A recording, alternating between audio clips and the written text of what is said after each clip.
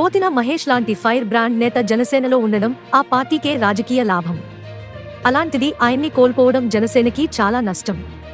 జనసేనపై మండిపడి రాజీనామా చేసిన పోతిన మహేష్ ఒంగోలు జిల్లాలోని గంటవారిపాలెం వెళ్లి మరీ వైసీపీలో చేరారు. ఆయనను జగన్ మోహన్ రెడ్డి కౌగలించుకుని మరీ భుజం తట్టారు. అసలు పోతిన మహేష్ అంటేనే ఫైర్ బ్రాండ్.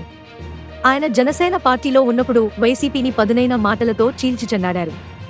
అలాంటి మహేష్ వైసీపీలోకి వెళ్లారు అంటే ఏమీ హామీ పొందుంటారు అన్నది ఇప్పుడు అందరిలోనూ ఆసక్తి రేపుతుంది. అయితే ఆయన భవిష్యత్తుకు తాను హామీ అని జగన్ మోహన్ రెడ్డి చెప్పారని సమాచారం తెలుస్తుంది. మరోసారి వైసీపీ ప్రభుత్వం రాగానే పోతిన మహేష్ కి ఎమ్మెల్సీ పదవి ఇస్తారని అంటున్నారు. అంటే ప్రస్తుతం పార్టీలు మారిన వారి చాలా మంది సీట్లు ఖాళీలు అవబోతున్నాయి. వాటిలో ఒక దానిని పోతిన మహేష్ కి ఇస్తారని సమాచారం తెలుస్తుంది. పోతిన మహేష్ వల్ల కూడా రాజకీయ లాభం ఉండాలి కదా అన్నది మరో చర్చ.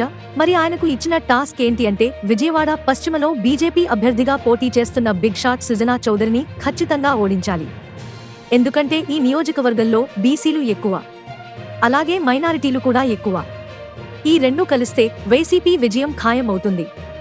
పైగా ఇక్కడ టీడీపీ గెలిచింది కూడా ఎప్పుడూ లేదు. బీజేపీకి అసలు ఆశలు కూడా లేవు. ఇవన్నీ తీసుకునే పోతిన మహేష్ ని ఫ్యాన్ పార్టీలోకి ఆహ్వానించారని అంటున్నారు. ఆయన సుజనా చౌదరిని ఓడించే విషయంలో వైసీపీకి పూర్తి స్థాయిలో ఉపయోగపడితే కనుక ఖచ్చితంగా ఆయనకు వైసీపీలో మంచి స్థానం ఉంటుందని అంటున్నారు. అలా పోతిన మహేష్ ముందు ఒక భారీ ఆఫర్తో పాటు ఒక బిగ్ టాస్క్ కూడా ఉంది. మరి విజయవాడ పశ్చిమలో ఏమి జరుగుతుందో చూడాలి. ఇక్కడ మరో ట్విస్ట్ కూడా ఇదే నియోజకవర్గంలో చోటు చేసుకుంటుంది అని అంటున్నారు.